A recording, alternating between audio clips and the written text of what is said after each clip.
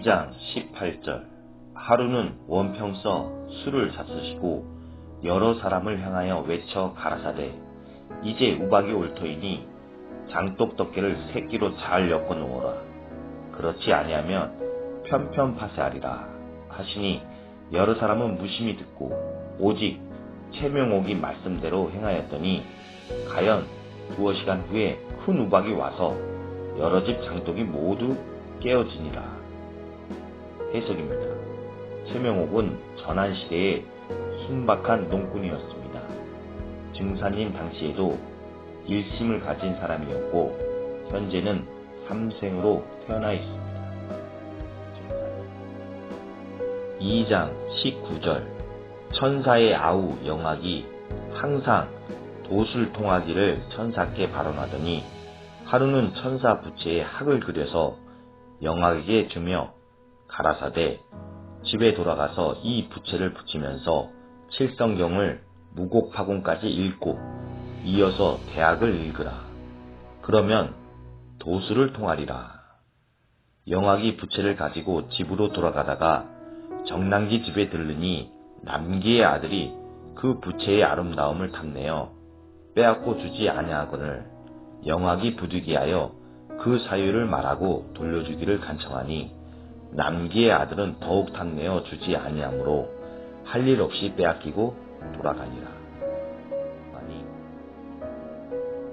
해석입니다. 강영악은 황제 헌원의 두 번째 부인의 아버지로 소국의 제후였습니다. 정난기는 황제 헌원의 첫 번째 부인의 아버지로 대국의 제후였습니다. 정난기 아들은 대국 제후의 손자입니다. 정난기는 전생에 헌원의 첫 번째 장인이고 강영악은 두 번째 장인으로 정난기 입장에서는 강영악에게 황제 헌원의 장인 자리를 내어준 관계가 됩니다. 이 두 사람은 증산님 당시에 다시 태어나서 강영악이 정난기 아들에게 도수를 통하는 부채를 내어주는 상황이 되는 것입니다. 서로 간에 뺏고 빼앗기는 일을 한 번씩 하게 되는 셈이 되는 것입니다. 2장 20절. 그 뒤에 남기의 아들이 그 부채를 붙이면서 대학을 읽음에 문득 실력이 통하여 능히 신명을 부리고 물을 뿌려 비를 오게 하는지라.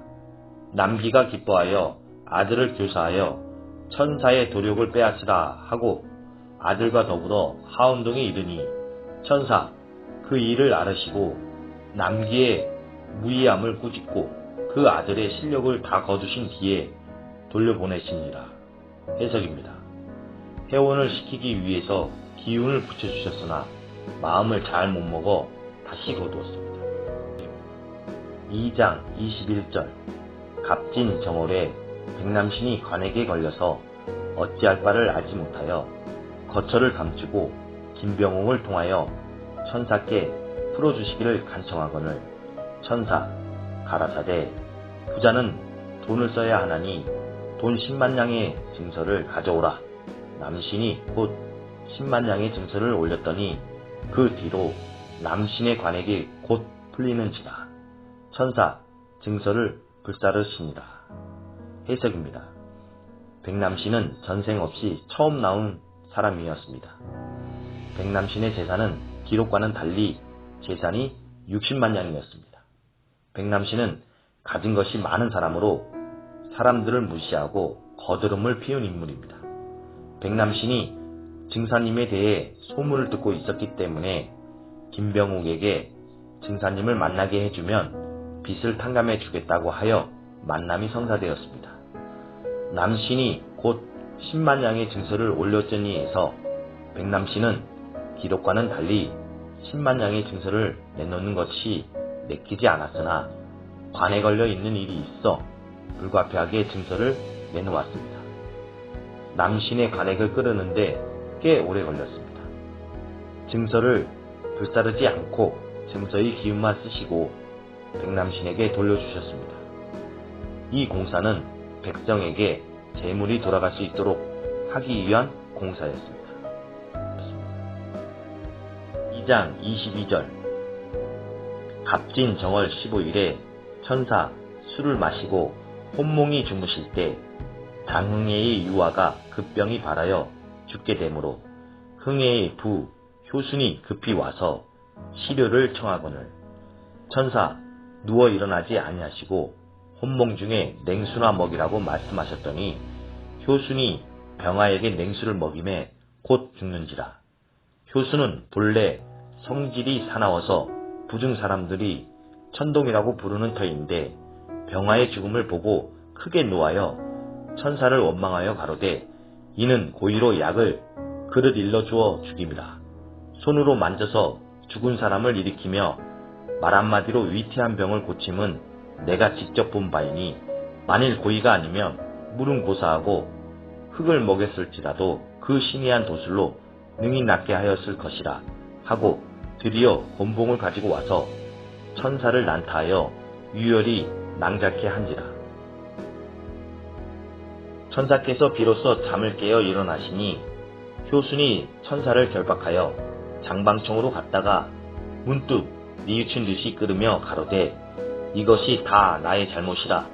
유아가 급증으로 죽었거늘 어찌 선생을 원망하리요 하고 정교를 회복하기를 청하며 자기 집으로 동행하기를 구하거늘 천사 듣지 아니하시고 서원교의 집으로 가서 유하시고 다음날 이직부의 집으로 가시니라.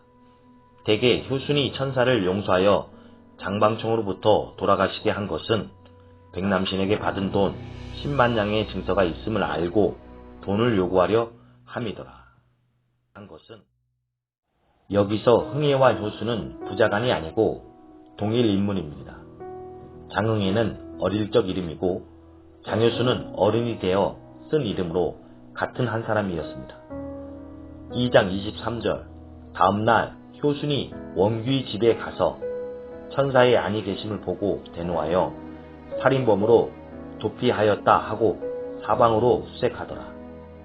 그때의 천사의 성솔은 전주 우전면 화정리 이경호의 집 협실에 이거하였는데 효순의 가족이 화정리에 와서 행패하니라.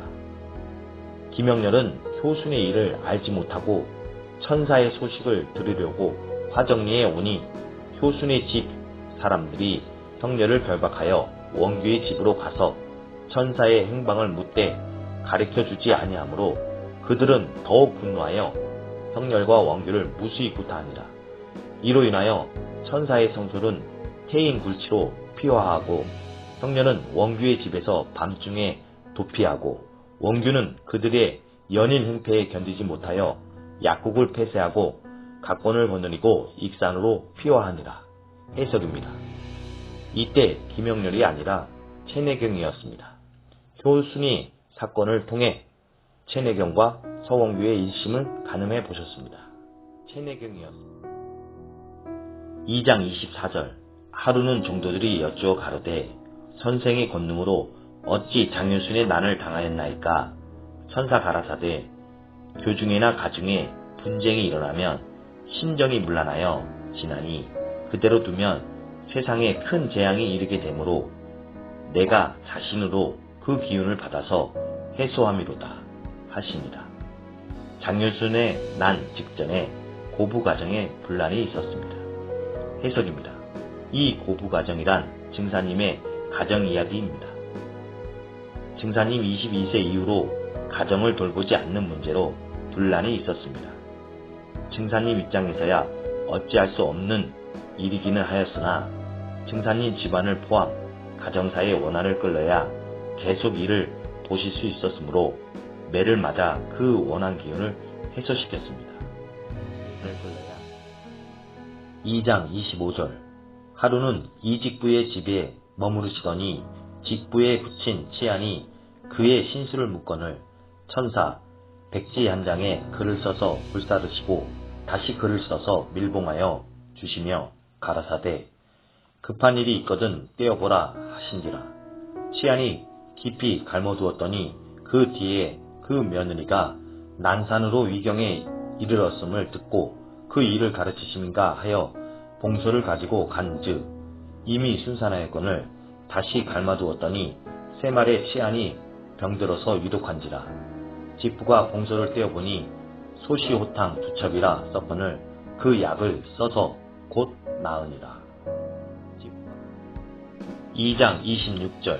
2월에 밤제에 계실 때 영학에게 대학을 읽으라 하였더니 영학이 듣지 아니하고 술서에 탐미하거늘 천사 탄식하여 가라사대 멀지 아니하여 영학을 못 보게 되리라 하시고 이도삼을 보내사 골폭사장 전유초 혼반고국 조문친이단 글랑기를 전하여 영학으로 하여금 살펴 깨닫게 하시되 영학이 종시 살펴 깨닫지 못하니라.